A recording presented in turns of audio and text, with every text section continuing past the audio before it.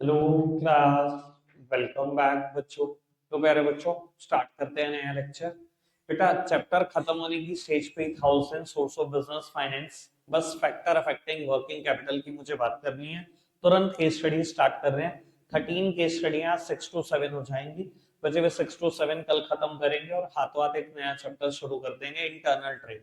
पहले chapter 10 revise करेंगे, फिर 9 और फिर 11 जैसे किया था उसी सीक्वेंस में रिवीजन चल रहा है। बेटा अभी हम बात कर रहे हैं factor affecting working capital requirement. सामने देखना चाहिए बेटा। लास्ट टॉपिक हमने किया था factor affecting fix capital. Fix capital को अफेक्ट करने वाले 3 फैक्टर ये थे, मैं लिख रहा हूं जी। Nature of business, nature of business affect करता है। Then scale of operation impact डालते हैं, और उसके बाद choice of technique. Choice of technique, ये फैक्टर अफेक्टिंग फिक्स्ड कैपिटल की बात थी। फैक्टर अफेक्टिंग वर्किंग कैपिटल मुझे शुरू करना है। फैक्टर अफेक्टिंग फिक्स्ड कैपिटल में बेटा बात सुनो, बिजनेस 3 तरीके का हो सकता है। कल बात कर चुका हूं मैं इस चीज की, ठीक है ना जी। आप ट्रेडिंग कंसर्न हो सकते हो, मैन्युफैक्चरिंग कंसर्न हो सकते हो, या सर्विस कंसर्न। लेकिन मैन्युफैक्चरिंग कंसर्न को ज्यादा फिक्स्ड एसेट्स, ज्यादा फिक्स्ड कैपिटल की जरूरत होती है। ठीक है जी, मैं सिर्फ कंक्लूजन बोल रहा हूं क्योंकि मैं उस दिन पूरा समझा चुका हूं। यहाँ ध्यान दे ले। Scale of operation, large scale हो सकते हो आप, मीडियम स्केल हो सकते हो, या स्मॉल स्केल हो सकते हो। लार्ज स्केल को ज्यादा फिक्स कैपिटल की जरूरत होती है। Choice of technique, labour intensive या कैपिटल इंटेंसिव, दो टेक्निक के आपके पास ऑप्शन होते हैं। अगर आप कैपिटल इंटेंसिव हो इसलिए आपकी फिक्स कैपिटल रिक्वायरमेंट ज्यादा होती है। ठीक है जी। अब आ जाओ जी factor affecting working capital requirement पे, हटा दिया मैंने। Factor affecting working capital requirement, जो बच्चे लास्ट लेक्चर में एब्सेंट थे उनके लिए मैं एक बात दोबारा बोल देता हूं, वर्किंग कैपिटल क्या चीज है। बेटा ये मैं अकाउंट्स का सहारा लेकर बोल रहा हूं, मुझे लगता है इससे ज्यादा आसान हो जाएगा समझना। बेटा बैलेंस शीट में आप एसेट साइड पैसे खर्चते हो, और trading and profit and loss account में डेबिट साइड पैसे खर्चते हो। ट्रेडिंग और प्रॉफिट एंड लॉस अकाउंट में जितने खर्चे आपने दिखाए हैं, और करंट एसेट्स में जितने खर्चे करिए, ये सब के सब वर्किंग कैपिटल है। ठीक है जी, सबसे आसान बात। आपके सारे डे टू डे एक्सपेंसेस सारे और करंट एसेट्स में लगा हुआ पैसा, ये वर्किंग कैपिटल है। ठीक है जी। अब बाबू अगर एग्जांपल देना हो तो या तो डे टू डे खर्चों का आएगा, या करंट एसेट्स में से भी स्टॉक का आप मेरे को एग्जांपल दे सकते हो, डेटर बीआर का एग्जांपल दे सकते हो, प्रीपेड का एग्जांपल दे सकते हो, cash in and cash at bank का एग्जांपल दे सकते हो। ठीक है जी। अब बेटा बात बड़ी सिंपल सी है, वर्किंग कैपिटल को अफेक्ट करने वाले फैक्टर भी 3 है। ठीक है जी। अभी मैं आपको 3 करा रहा हूँ, 12th क्लास का टॉपिक है ये बेटा, मैं 9 10 की भी बात करेंगे। ठीक है जी, अभी तो बहुत छोटे लेवल पे बात है। ठीक है जी, मुझे बस यही डर है कि टीचर लोग दे ना दे। ठीक है जी, आप परेशान ना हो जाओ पेपर में डायरेक्टली, इस वजह से बेटा मैं करा रहा हूँ ये। Nature of business, again business 3 तरीके का ही हो सकता है। आप हो सकते हो मैन्युफैक्चरिंग कंसर्न, आप हो सकते हो ट्रेडिंग कंसर्न, आप हो सकते हो सर्विस कंसर्न। गैस कर दो किसको वर्किंग कैपिटल ज्यादा चाहिए। गैस करना। मैन्युफैक्चरिंग, क्यों? पिछली बार बात हुई थी, क्यों चाहिए वासु भाई मैन्युफैक्चरिंग को ज्यादा वर्किंग कैपिटल? मैंने मान लिया मैन्युफैक्चरिंग को चाहिए, जस्टिफाई कर दो। यार ये क्या बात हुई? मैं अब यही बात मैं आपको समझा देता हूं कि जब आप सोच रहे हो ना मैन्युफैक्चरिंग, ट्रेडिंग या सर्विस कंसर्न का कंपैरिजन, तीनों का ना लेवल बराबर मान लेना। यानी कि अगर वो ऑल इंडिया फॉर्म सोचेगा तू मैन्युफैक्चरिंग, तो ट्रेडिंग भी ऑल इंडिया की सोचियो, और सर्विस कंसर्न भी ऑल इंडिया सोचियो। अब तूने ये कहा कि मैन्युफैक्चरिंग कंसर्न ज्यादा क्वांटिटी में सामान मंगाती है, यानी कि नेशनल लेवल का मान लिया उसको, तो ट्रेडिंग कंसर्न अगर नेशनल लेवल पे है तो वो ज्यादा क्वांटिटी में खरीदती नहीं है, खर्चा तो उसका भी उतना ही हो गया। हाँ ये बता, जस्टिफाई कर, क्या कैसे खर्चे ज्यादा होते हैं उसके। Yes exactly. अच्छा ठीक है जी, समझ में आई बात। मैन्युफैक्चरिंग कंसर्न का ज्यादा खर्चा होता है, सबसे पहला ज्यादा खर्चा इलेक्ट्रिसिटी में होता है। ट्रेडिंग कंसर्न के बराबर बिल आएगा, उसकी मशीनरी चल रही है सारा दिन। ट्रेडिंग कंसर्न की कौन सी मशीनरी चल रही है?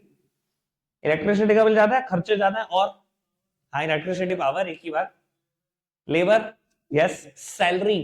भाई ट्रेडिंग कंसर्न ने सिर्फ सामान बेचने के लिए लेबर रख रखी है, मैन्युफैक्चरिंग कंसर्न ने बनाने के भी लेबर रख रखी है, बेचने की भी। उसके बाद लेबर ज्यादा होगी तो सैलरी का खर्चा भी ज्यादा होगा। साथ में यहाँ ध्यान दिया अगर पढ़ने पे। अच्छा फिर, और ट्रांसपोर्टेशन कॉस्ट, वो तो चलो मैं नहीं मानता, ट्रांसपोर्टेशन कॉस्ट तो चलो मैं दोनों की बराबर, अगर दोनों का लेवल बराबर है, जितना सामान वो बेच रहा है उतना वो बेच रहा है, ट्रांसपोर्टेशन तो बराबर ही। अच्छा हाँ, ये बात है बाबू। रॉ मटेरियल अगर वो मंगवाएगा, पहले रॉ मटेरियल पे मैन्युफैक्चरिंग कंसर्न खर्चा करेगी और फिर फिनिश गुड्स बनाकर, लेकिन ये भी बात मुझे उतनी नहीं जमी। ठीक है जी, इसको तो मैं नहीं मानता वैलिड पॉइंट है। और बताओ कुछ मेरा। मैंने ना पिछली बार एक बात बताई थी, अभी भी ना मेरे कान उस चीज को सुनने को तरस रहे हैं। प्लांट एंड मशीनरी की बात मत करो बाबू, वो फिक्स कैपिटल है। पिछली बार मैंने एक बात बताई थी, तुम फिर भूल जाते हो, तुम फिर वहीं क्या वहीं हो। सुनो जी, अब सुन लो, इसके बाद कभी चैप्टर डिस्कस नहीं हो बेटा। अब मैं सबसे वैलिड पॉइंट बताने जा रहा हूं, ये सबसे वैलिड पॉइंट है। देखो, सर्विस कंसर्न की वर्किंग कैपिटल कम होगी, इस बात में तो किसी को कोई डाउट नहीं है। मैं सर्विस कंसर्न हूं बेटा, मैं सर्विस कंसर्न ही तो ट्यूशन सर्विसेज देता हूं। मेरी वर्किंग कैपिटल रिक्वायरमेंट क्या है? अगर मान लो मेरा प्रेमाइसिस रेंट पर है, तो मुझे एक तो रेंट चाहिए होगा, एक बिजली का बिल, और मेरे पास जितना स्टाफ होगा उसकी सैलरी। ये मेरी वर्किंग कैपिटल रिक्वायरमेंट है। मुझे स्टॉक में तो कोई पैसा नहीं फंसा ना। ट्रेडिंग कंसर्न का तो स्टॉक में ही बहुत पैसा फंसा होता है, मैन्युफैक्चरिंग कंसर्न पैसा तो स्टॉक में ही बहुत फंसा होता है, सर्विस कंसर्न के पास कोई स्टॉक होता ही नहीं तो पैसा लगा ही नहीं होता। मैंने आपको लास्ट टाइम भी एक बात ये समझाने की कोशिश की थी, जब मैंने बिजनेस स्टार्ट किया ना, ये मतलब मैं आया एजुकेशन सर्विसेज में, तो सबसे पहले मैंने कोट रोड पर एक जगह ली, ठीक है, रेंट पर। 15,000 रुपए पर मंथ रेंट था उसका। और मैंने CA CSC WA शुरू करा पड़ा, ठीक है जी। सिर्फ अपने पिताजी को मैं उस टाइम पढ़ाता यही था, मैंने कभी 11th 12th नहीं पढ़ा था, CA CSC WA पढ़ाता था। उस टाइम पर मैंने अपने फादर साहब को ये बोला कि मुझे एक मंथ का रेंट चाहिए एडवांस साहब से। ठीक है जी, उन्होंने मुझे 15,000 रुपए एडवांस दिए। ठीक है जी, मैंने 15,000 रुपए लैंडलॉर्ड को दिए, मेरा बिजनेस स्टार्ट हो गया। मेरे पास कुछ बच्चे आ गए, जैसे ही कुछ बच्चे आए उनसे जो मेरे पास पैसे आए, मैंने अगले मंथ का रेंट पहले ही सेव कर लिया, उससे अगले मंथ का रेंट दे दिया, और जो भी इलेक्ट्रिसिटी का बिल आता मैं वो देता रहता। टर्नओवर घूमती गई। ठीक है जी। उसके बाद कभी घर से कुछ लिया यही हूँ आपके सामने, 15,000 से बिजनेस शुरू किया था। तो बेटा, सर्विस कंसर्न का वर्किंग कैपिटल नाम की चीज है ही क्या, खर्चे हैं ही कितने। ठीक है ना जी, क्योंकि स्टॉक में तो पैसा कुछ लगा नहीं। तो बेटा, वर्किंग कैपिटल रिक्वायरमेंट इनकी बहुत कम है, ये मैं बोल सकता हूं कि नहीं? देखो, लड़ाई सिर्फ इन दोनों की है, और मैं एक बड़ा वैलिड पॉइंट ऐसा बताऊंगा जिसमें लड़ाई बिल्कुल खत्म हो जाएगी। बेटा, ये भी स्टॉक में पैसा फंसाते हैं, ये भी स्टॉक में पैसा फंसाते हैं, दोनों का स्टॉक में बहुत पैसा लगता है। लेकिन आपको एक बात बता देता हूं, मैन्युफैक्चरिंग कंसर्न के पास जो स्टॉक होता है ना बेटा, वो 3 तरीके का होता है। लास्ट टाइम भी मैंने बोला था, मैन्युफैक्चरिंग कंसर्न के पास स्टॉक 3 तरीके का होता है, raw material, WIP and finish goods. Raw material WIP क्या है? वर्क इन प्रोग्रेस और फिनिश गुड्स। ठीक है जी। अब बेटा, मैंने आपको पिछली बार भी कहा था, वर्चुअली आप किसी मैन्युफैक्चरिंग कंसर्न की फैक्ट्री सोच लो। एक्चुअली तो आप नहीं जा रहे, वर्चुअली जाने की कोशिश करो। मैं कहता हूं एक बहुत बड़ा एरिया है, ठीक है जी, हम ब्लैकबेरी की फैक्ट्री जा रहे हैं, बहुत बड़ा एरिया है, साइड में ना गोडाउन भरा पड़ा है। आपने खोलकर देखिए उस गोडाउन में क्या है। आपने देखा जी भैया, बहुत कच्चा माल खरीद के रखा हुआ, रॉ मटेरियल थान के थान पड़े, कहीं कपड़े पड़े, कहीं हजारों मीटर कपड़ा पड़ा।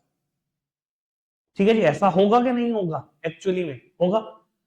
एक और तरफ आपने देखा बहुत बड़ा गोडाउन है, अब उसमें गए, आपने देखा तैयार सूट्स पड़े हैं भैया, कोट पैंट पड़े हैं, शर्ट्स पड़ी हैं, बहुत सारी पैंट्स पड़ी हैं ब्लैकबेरी की, तैयार हैं जो बिल्कुल। यानी कि आप ये मानते हो किसी भी दिन अगर मैं किसी मैन्युफैक्चरिंग कंसर्न में चला जाऊं तो फिनिश गुड्स भी बहुत पड़ा होगा, पैसे फंसे हुए होंगे फिनिश गुड्स के अंदर, रॉ मटेरियल में भी बहुत पैसे फंसे होंगे, एज वेल एज WIP में भी। ये WIP क्या भला? चलो, रॉ मटेरियल समझ में आता है, फिनिश गुड्स समझ में आता है, ये WIP क्या चीज है बेटा? वो चीजें हैं WIP जो रॉ मटेरियल का करेक्टर छोड़ चुकी हैं और फिनिश गुड्स बनी नहीं है, यानी कि इन दोनों के बिल्कुल बीच में रह गई हैं चीजें।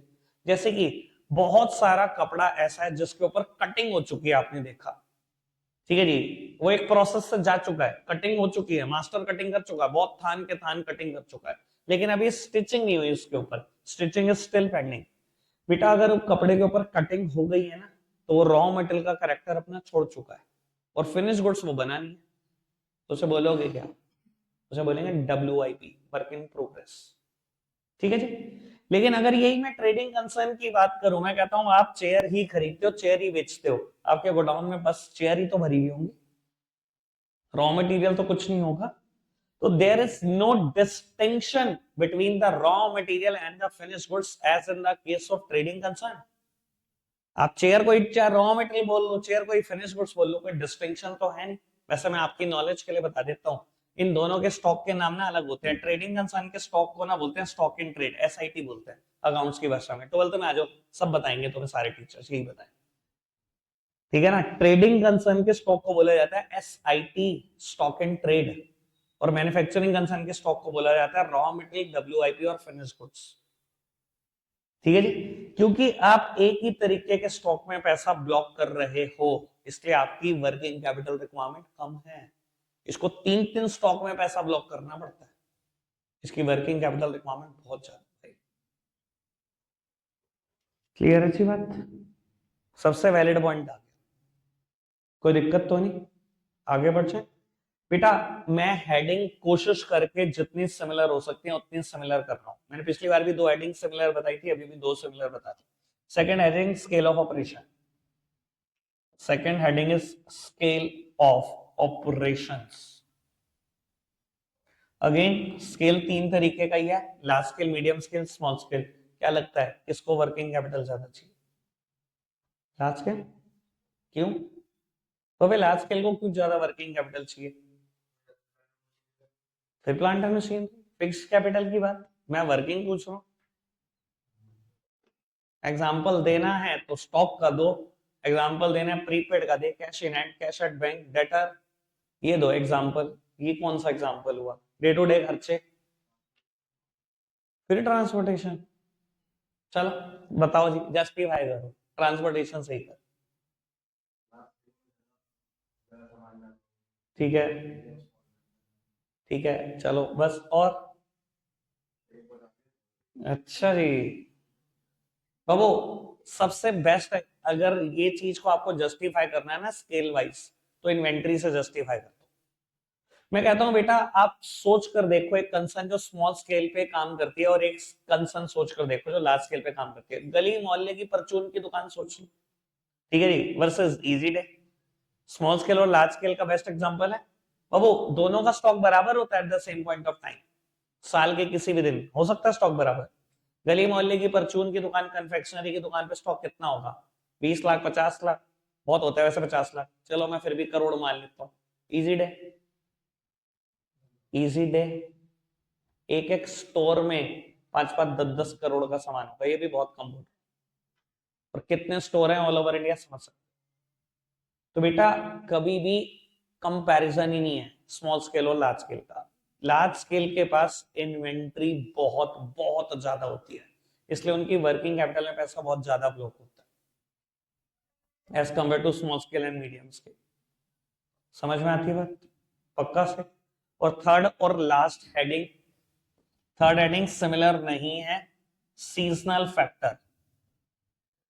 सीजनल फैक्टर बेटा, there is some seasonality in every business. जब आप अपने पीक सीजन पर होते हो तो आपको वर्किंग कैपिटल रिक्वायर्ड बहुत ज्यादा होती है, और जब आप लीन सीजन पर होते हो तो वर्किंग कैपिटल रिक्वायरमेंट बहुत कम होती है।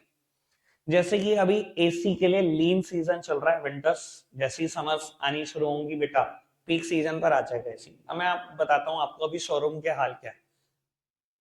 आप इलेक्ट्रॉनिक्स के शोरूम में एंट्री लो, ठीक है जी, आप पूछोगे ना AC, तो एक दो ही लगे हुए होंगे, ठीक है जी। वो भी बस उन्होंने इसलिए लगा रखा है टेम्परेरी तौर पर कि किसी के घर में शादी शुदी ना हो, उसने डॉरी में देना हो, आ जाएगा लेने, ठीक है जी, और कुछ नहीं है। और उसके पास कोई स्टॉक नहीं है, ठीक है जी। यानी कि वर्किंग कैपिटल में पैसा कितना फंसा रखा है लीन सीजन में? बहुत जरा सा, 10-12 भी AC टोटल नहीं होने उसके पूरे शोरूम में, इतने बड़े 200, 250, 500 गज के शोरूम में भी, ठीक है जी। वर्किंग कैपिटल में पैसा लीन सीजन में बहुत कम, लेकिन जैसे ही फरवरी आएगा उसके बाद देखना पूरा शोरूम खचाखच AC से भर देंगे, क्योंकि पता है पीक सीजन शुरू हो गया। पीक सीजन में वर्किंग कैपिटल में पैसा कितना फंसा रखा? पूरा जितना है, लोन लेके भी फंसा रखा। तो लीन सीजन है, वर्किंग कैपिटल रिक्वायरमेंट कम। पीक सीजन है, वर्किंग कैपिटल रिक्वायरमेंट बहुत ज्यादा। ठीक है जी। अब सुनो जी बात, फैक्टर अफेक्टिंग फिक्स्ड कैपिटल और फैक्टर अफेक्टिंग वर्किंग कैपिटल में शुरू की दो हेडिंग सेम है, nature of business, nature of business, scale of operation, scale of operation, conclusion भी सेम है। मैन्युफैक्चरिंग कंसर्न को ही फिक्स्ड कैपिटल ज्यादा चाहिए, मैन्युफैक्चरिंग को ही वर्किंग कैपिटल ज्यादा चाहिए। लार्ज स्केल को ही फिक्स कैपिटल ज्यादा चाहिए, स्केल ऑफ ऑपरेशन में लार्ज स्केल को ही वर्किंग कैपिटल ज्यादा चाहिए। उधर चॉइस ऑफ टेक्निक थी, इधर सीजनल फैक्टर। चॉइस मेरे को जो आसान लगा मैंने वो कराया, मैंने आपके हिसाब से सबसे आसान ढूंढा है। Choice of technique, capital intensive को ज्यादा फिक्स कैपिटल चाहिए, लेबर इंटेंसिव को कम। सीजनल फैक्टर, पीक सीजन में ज्यादा वर्किंग कैपिटल चाहिए, लीन में कम। खत्म चैप्टर। थ्योरेटिकली एक बार फिर से पूर्ण विराम कर दिया। ठीक है जी। अब हम केस स्टडी शुरू कर रहे हैं। 1.5 दिन, एक दिन लगना चाहिए, मतलब यहां से एक दिन, आज का आधा दिन और बचा हुआ आधा दिन कल का। मैं कल 10th चैप्टर शुरू करके ही जाऊंगा बेटा। ठीक है जी। मुझे थोड़ा सा पेस को पकड़ना है, क्योंकि मैं वैसे आपको बता रहा हूँ मेरी जो समझ कहती है, मुझे कंपेटेंसी बेस्ड क्वेश्चन कराने हैं तीनों सब्जेक्ट के। मैंने स्पेशल बुक्स भी मंगा ली है। ठीक है जी। आपको कुछ नहीं खरीदना, आपको नोट्स मिल जाएंगे, फोटो स्टार्टेड या प्रिंटेड जैसे भी होगा हम देख लेंगे, लेकिन मुझे वो कराने हैं थोड़े से। तो इस वजह से मैं चाह रहा हूँ कि थोड़ा सा स्पीड पर पकड़ते हैं। अभी हमें बहुत सारी जंग लड़नी है, बहुत सारे क्वेश्चन। चलो जी बेटा, मैं पढ़ रहा हूं केस स्टडी, कहता है identify and explain the two types of capital being discussed above by quoting line from the para, briefly outline any two factors that are likely to affect the requirement of each of the two type of capital as identified in part A of the question। वैसे बेटा समझदार तो समझ गए होंगे। ठीक है जी। मैं आपको बता दूं, गलती से भी ये पेपर में आ गया। ठीक है जी। लाइन तो हम कोट कर ही लेंगे, लेकिन आंसर बिल्कुल क्लियर है। Fix capital requirement and working capital requirement, और अफेक्ट करने वाले दो दो फैक्टर हमने तीन तीन कर दिए। और मुझे पता नहीं क्यों इसके इतने ब्राइट चांस लगते हैं इस क्वेश्चन के, क्योंकि आपको भी पता है फिक्स कैपिटल और वर्किंग कैपिटल एनसीईआरटी में बड़ा छुपा हुआ सा टॉपिक है। उसके बारे में थोड़ा थोड़ा बताया गया है, फैक्टर अफेक्टिंग की तो बात भी नहीं हुई थी। ये तो मैं अपनी तरफ से इसलिए कर देता हूँ क्योंकि मुझे पता है ऐसे ऐसे ऑथर ने क्वेश्चन दिए हुए हैं कि कल को टीचर को बड़े अट्रैक्ट करेंगे कि बच्चा फंसेगा इसमें, ये तो दे जरूर पेपर। ठीक है ना जी। कोई मतलब समाधान नहीं ढूंढता कि बच्चों को हम एजुकेट करें, पढ़ा दे, बच्चों को फंसाएं। पॉलिसी अलग हो चुकी है टीचर्स की, लगता नहीं। निम्न स्तर पे आ चुके हैं हम बड़े। चलो भाई क्या ही कर सकते हैं। लो जी, यहां से पढ़ना शुरू करते हैं। कहता है फर्स्टली, मैं मतलब शुरू की बातें नहीं पढ़ रहा, मुझे पता है बिल्कुल बेकार बातें। Firstly he will need funds to buy land and building machinery furniture fixture, ये लाइन फिक्स कैपिटल रिक्वायरमेंट। आगे secondly fund will be required to meet the day to day operation such as maintaining stock, बीआर for meeting current expenses like salary, wages, taxes and rent. यहां तक working capital. ठीक है जी। आगे बढ़ जाते हैं मेरे बच्चों नेक्स्ट क्वेश्चन की तरफ। अब बेटा ये क्वेश्चन में ना थोड़ा सा सब्र रखना, मैं इसके बारे में पिछली बार भी बता चुका हूं, अभी भी बताऊंगा। टर्म आगे define the term business finance कहीं नहीं है, लेकिन मैंने पिछली बार भी बताई थी, मैं अभी बताऊंगा। Briefly outline the importance of business finance कहीं नहीं है, बताना है बताएंगे। The two types of fund on the basis of ownership are being discussed above. Identify and differentiate between them by giving any three suitable point। भाई दो type के fund ownership के हिसाब से डिस्कस किए गए इसमें, मुझे क्यों पढ़ना है? कहता है आइडेंटिफाई कर दो, मुझे तो पता ही है। दो ही तरीके के होते हैं ओनरशिप के हिसाब से fund, owner fund, borrowed fund. मालिकों का पैसा, कर्जे का पैसा। उनमें तीन डिफरेंस लिखने हैं। एनसीईआरटी में कहीं था? नहीं था। पर पिछली बार अगर आपको याद हो तो आपने मिल बांट के बता दिए थे। एक आध पॉइंट वासु ने बता दिया था, एक आध पॉइंट आपने बताया था, और एक आध किसी और ने बताया था। ठीक है जी। और अभी भी वैसे ही करेंगे हम। ठीक है जी। अब बाबू इस थर्ड क्वेश्चन को डिस्कस करता हूँ, एक मिनट जरा ऊपर वाले क्वेश्चन पे आ जाता हूँ, और मुझे फिर कोई सरप्राइज नहीं होगा पेपर में आ जाए तो, क्योंकि तीनों में से कोई पार्ट एनसीईआरटी में नहीं है और टीचर के फेवरेट क्वेश्चन है। अब क्या है बिजनेस फाइनेंस, फंसने की जरूरत ही नहीं है भाई, हिंदी में समझो, अंग्रेजी कन्वर्ट कर लो, सीबीएसई में बढ़ते इतना तो कर ही लोगे। ठीक है जी। बिजनेस फाइनेंस क्या है? बिजनेस में लगा हुआ पैसा, बस इसी को अंग्रेजी में कन्वर्ट कर। Money required for carrying out business activity is known as business finance. Money required for carrying out business activities known as business finance. मन में आकर डन। आगे बढ़ो जी। Briefly outline the importance of business finance. क्या importance है? पहली line बता देता हूं, बाकी का मुझे पता नहीं किस सीक्वेंस से लिखोगे। पहली लाइन पता है क्या लिखना? Finance is the life and blood of business. बस ये काम लिख देना। हो गया टीचर इंप्रेस। आधी जंग तो तुमने यही जीत ली बेटा। फाइनेंस बिजनेस के लिए सच में लाइफ है, सच में ब्लड है। आप एक बात बताओ, कोई सिंगल एक्टिविटी का नाम बताओ जो बिजनेस में बिना बिजनेस फाइनेंस के हो सकती है, बिना पैसों के हो सकती है ही नहीं कुछ। इसलिए तो इसको बोला जाता है life and blood of business. यही तो इसकी इंपॉर्टेंस है फाइनेंस की। Finance is the life and blood of business. Finance is needed to establish a business, to run it, to modernise it, to expand it, to diversify it. Every single activity involve finance.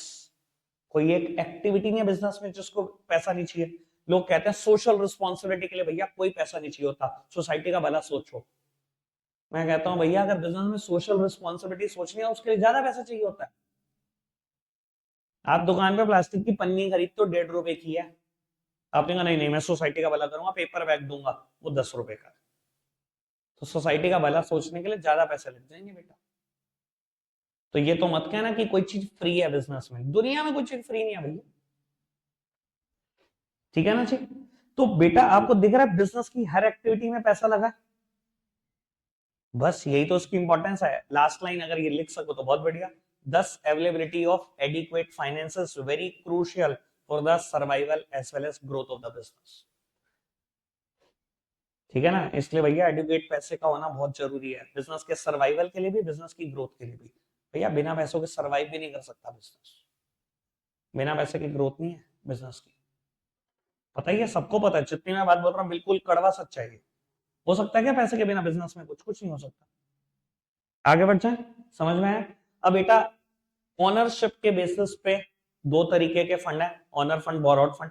अच्छा अगर difference आ ही चुका है, अब मैं कहता हूं paper में ही फंस चुका है पहली बार, तो क्या तीन बेसिस का आप यूज करोगे? तीन बेसिस पूछो उसने मुझसे। पहला बेसिस मीनिंग तो बता सकता हूं, ये तो सब बता सकते हैं। ओनर फंड क्या है? मालिकों का पैसा। बिजनेस के मालिक कौन है? इक्विटी शेयर होल्डर, या तो उनका पैसा है या रिटेन अर्निंग का पैसा है।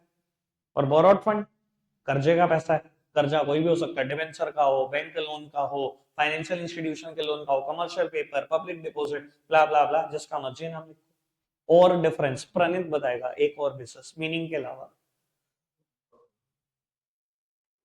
मीनिंग के अलावा